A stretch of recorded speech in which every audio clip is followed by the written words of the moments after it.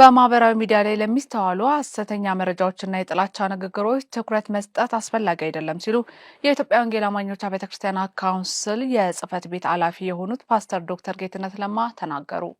የኢትዮጵያ ወንጌል አማኞች ቤተክርስቲያን ካውንስል ጽህፈት ቤት ኃላፊ የሆኑት ፓስተር ዶክተር ጌትነት ለማ የካውንስሉ ድምጽ በተሰኘው ፕሮግራም ላይ ነበር ከካውንስሉ የሚዲያና የህዝብ ግንኙነት መምሪያ ኃላፊ ጋር ባደረጉት ቆይታ ይህንን የተናገሩት። በነበራቸው ቆይታ በማህበራዊ ሚዲያ ላይ የሚስተዋሉ የጥላቻ ንግግሮችና ሐሰተኛ መረጃዎችን በተለያዩ መንገዶች እንደሚመለከቷቸውና ላሉባልታዎች ትኩረት መስጠት ዋናውን ነገር ወደ ጎን ሊያስተው እንደሚችል ተናግረዋል። ሁለት መንገድ ነው የምናየው። አንደኛው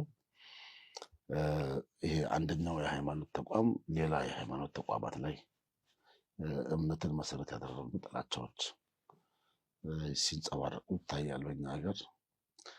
ሌላው ደግሞ በሁሉ የሃይማኖት ተቋማት ማለት ነው። ለምሳሌ ኦርቶዶክስ ውስጥ ያለ እዛ ያለ እምነት ተከታይ እዛ ያሉ መሪዎችን እዛ ያለው ተቋሙን ስም ያጠፋበት ሁኔታ እንደዚህ እስልምናው ጋር ወንጌል አማኙ ጋርም አሉ። እንደዛን ነገሮች ይጠፋሉ ብሎ ወደፊትም ማሰብ ተገቢ አይደለም። አይጠፉም፣ ይኖራሉ፣ ይቀጥላሉ። ግን ለነሱ ብዙም ጆሮ አለመስጠት ነው።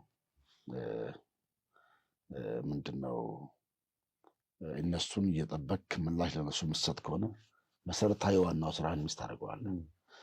አክለውም የሃይማኖት ተቋማት በስራቸው ያሉ ወጣቶችና ምዕመኖቻቸውን በመልካም ስነ ምግባር ለመቅረጽ መምከርና ማስተማር እንደሚጠበቅባቸውም ተናግረዋል።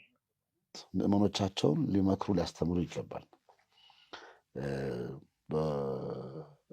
በኦርቶዶክስ እምነት ውስጥ ያሉ በእስልምናም ያሉ በወንጌል አማኝም ውስጥ ያለን ሁላችን ወጣቱን ህዝቡን ልንመክር ያስፈልጋል። በስነ ምግባር የታነጸ ሞራል ያለው መጽሐፍ ቅዱሳዊን ኢቲክስ የተከተለ ምዕመን እንዲኖረን ምዕመኖቻችን አገልጋዮቻችን የሌላውን እምነት ከማንቋሸሽ ከመሳደብ ይልቅ ተቆጥበው የራሳቸውን እምነት ክርስቶስን በፍቅር በማሳየት እንዲኖሩ በእኛም አንግል በዛ ረገድ መታየት መነገር ህዝባችን ማስተማር አለብን።